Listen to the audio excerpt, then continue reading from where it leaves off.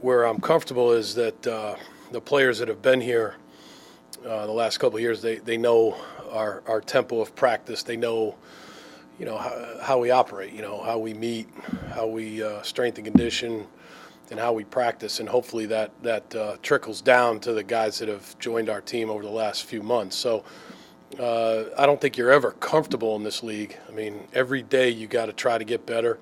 I do have a good feeling about where we are right now as a team. It's a teaching camp. It's a passing camp.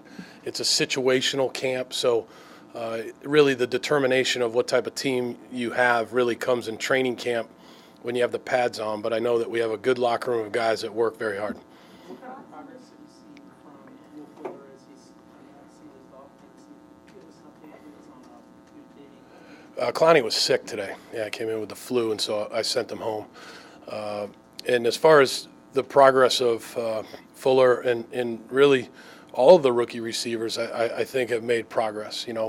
Look, it's not always perfect, but it's not perfect for any position. But those guys have made a ton of progress because for the most part, let's say Fuller and Braxton Miller, for example, those guys have been out there every day, so they get a ton of reps. They're able to learn and get better every day. So that's been a really good sign. So that they've all made progress every day.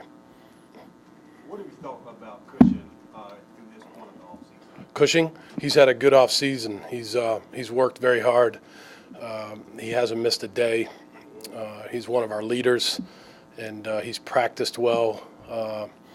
He plays the game the right way. He plays very hard. He's a smart player, and I think if you ask him, I think he feels good. He's healthy. He's had a really good offseason. Is Brock's understanding of the offense where you want it to be right now? Yes, yeah. He's been in here every single day of the off-season program. He shows up early, stays late. He's been able to understand the operation of the offense. He's been able to function very, very well in the huddle, at the line of scrimmage. Just like everybody else, nothing's perfect in practice. You're not game planning, so he sees something new every day, something new defensively. We put in new plays every day. So I think with all that's been thrown at him, he's made a lot of progress. Bill, some thoughts about your latest acquisition, Terrence Mitchell? Terrence Mitchell's a guy that we claimed off of waivers. He was at Dallas, and we felt like with our personnel department and Rick and myself, we felt like he would help the competition on our team, help the competition at corner. Versatile player, and we'll see how it goes. Over this offseason, you brought in the catapult system, and you brought people to run it. How do you use it on a day-to-day basis, and can you explain a little bit to fans about it? And does it help when the starting temperature of camp today is 93? Right. No, it's I feel to this point it's been a good addition, Stephanie. I think that we decided to buy the catapult system to really help our players, to help our players peak performance. So the catapult system looks at player workload. It looks at player workload relative to the different positions. A receiver's player workload is a whole lot different than a defensive tackle. So we've looked at that. We've monitored that. I think it'll help us as far as planning practice. We hired Eric Corum to help us run the catapult system. I think he brings a lot to the table. In addition to the player workload stuff, he can monitor sleep. He can help Steve Smith with nutrition. He can help Craig Fitzgerald in the weight room. So we're taking it slowly. I'm certainly not an expert at it. We don't want to just dive in and give the players too much. We want to make sure that the players are getting out of it what they need to.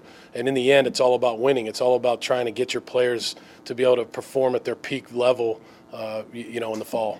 Has the data that you've gathered from that so far affected anything you've done in practice-wise or schedule-wise, or will that come? I would say no, Tanya, because during the spring you don't practice every day. So, maybe you practice, the most we practiced was 4 times last week, but other than that, it's 3 times a week. This week it'll be probably 3 times a week, 3 times this week. So it's kind of every other day practice. There's a break. So I think the players at this point, we're monitoring it. We're definitely, looking at the data, but I think it'll really come into play during training camp and during the fall. JJ always says he gets better. You say he can get better. How do you monitor him getting better other than stats? And also, does it worry you him playing basketball? I trust JJ. I know that JJ knows what he's doing. I think we all in this organization have a tremendous amount of trust in all of our veteran players that they know what they're doing. And so as far as JJ getting better, I think everybody out here has a way of we've taken the tact this year as far as players go of, and the team and the coaching staff, of two words: enhance and change. Most of it involves the word enhancement. So, what can each player do to enhance their skill set? Maybe JJ develops a new pass rush move. Maybe we develop different ways to use him, and in addition to other players. I mean, you look at all the players up front: Vince Wilfork, Devin Still. How can those guys enhance their already great skill set? So I think we've looked at each player that way. We've looked at ourselves that way. We've changed some things. I'm not going to get into all the details of what we've changed, but I think we look hard at ourselves as a coaching staff and try to be better every single year. Bill, how about A.J. Bouye, and how has he enhanced? Say that again? A.J. Bouye, Yeah. how you talked about enhancement. Yeah. What has he done? He's to had a enhance? lot of opportunities this spring, Matt, because he, with J. Joe out for the spring and Charles James out and Kevin Johnson out, AJ's gotten a ton of reps, and I tell you, he's taking advantage of them. He's a guy that's he's playing with a lot of confidence, and I think he's really taken advantage of his reps. He's gotten better in man-to-man coverage. He's gotten better at his overall technique. He's helped us on special teams. He's worked very hard, so he's definitely improved. Regarding Brian Cushing, where he is in his health and his career, can he be better for you guys this year, and how can he make the defense better?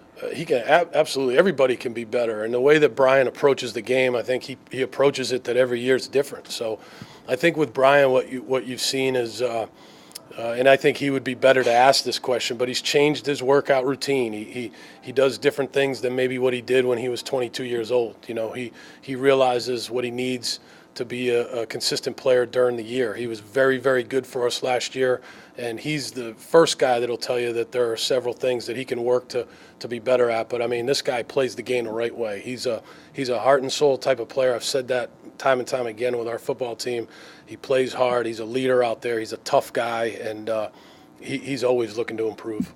Bill, last year, Jalen Strong flashed at times and struggled at times as well. Came into camp overweight. How has the coaching staff been able to reach him more, and have you seen him meet you guys halfway and start to maybe buy in a little more to what you guys are doing? Probably one of the most improved players on our football team, Jalen Strong. He is, from this point where he was last year compared to where he is now, he's turned it around 180 degrees. I mean, he's in good shape.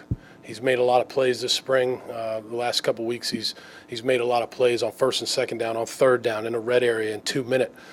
He's really working hard to get better every day. He has a better understanding of our offense, and he's a guy that I think we're all proud of. That he's really made a change and really improved and had a good offseason. Well, I mean, it's hard to when you talk about starters at the receiver position. There's a lot of competition. There's a lot of versatility, a lot of diversity at that position right now. Different personnel groups will start different games, but he is certainly in the hunt to be a productive player for us next year. Bill, as Xavier Schofield heads into his next season, what have you seen from him this offseason? Has he been improving, and what does he need to continue to do to stay on that track? He has definitely improved. He's in better shape. He understands our system better. He's just like I was saying about other guys, he's received a ton of reps with the ones. I've seen a lot of improvement with him. The key for the linemen on both sides of the ball is when the pads go on, especially the young linemen. That's really where you make a determination on how much they've improved and how good they can be. But to this point, in the unpadded practices, he has made a lot of improvement. Coach, what would you say is the biggest improvement Brock Osweiler has made since joining the Texans? I think the thing that I'm impressed with Brock probably most of all is his ability to learn our system, our operation. It's not easy to come in here and learn just basically how we operate as an offense, how we meet, how we call plays, how we call plays at the line of scrimmage, how we teach defense. I've seen him, just like every player out there, he's had his share of mistakes, but at the same time he has made very few mistakes with the operation of our offense. You know, how to run the huddle, how to command the huddle.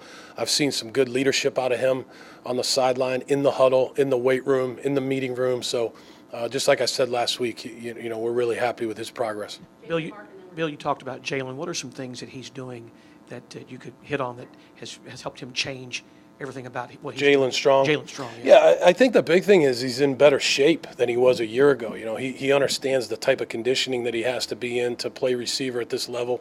He's lost weight. He's you can see the player that we drafted. You know, a guy that can run different routes. Big player, but also a guy that can run all day. You know, he's in very good shape right now, and so I think that's probably one of the biggest changes that he's made. He lost weight, and he's in much better condition. After Thursday's practice, you take a break for a month plus. What do you tell the players during that time and yourself? Do you get away from the game for a minute? That's a big period of time, Jason. You know, that's a big period of time, especially for the players. You know, because you really don't want to have to start over again in training camp with conditioning and things like that and knowledge of the system. So they certainly need to get away from you know, the everyday aspect of what we're doing here. They need to rest, but they also need to continue to work to stay in condition. They need to, if they're a receiver, they need to continue to catch footballs, a quarterback throw balls, a defensive lineman continue to work on pass rush, taking on the run, you know, however they decide to do that. But most of all is to stay in great condition and make sure that they're acclimated when they come back to the heat here in Houston, because that's a big difference for us. And that can be something that we use to our advantage if everybody shows up here and hammers that conditioning test on the first day. For the coaches, you know, we all need a break. We all need a little bit of a vacation. So we take a vacation, but I think it lasts about a week before we all start turning to our wives and saying we got to get back to work. So maybe we take about a week or so, and then we look forward to getting back and getting ready for training camp.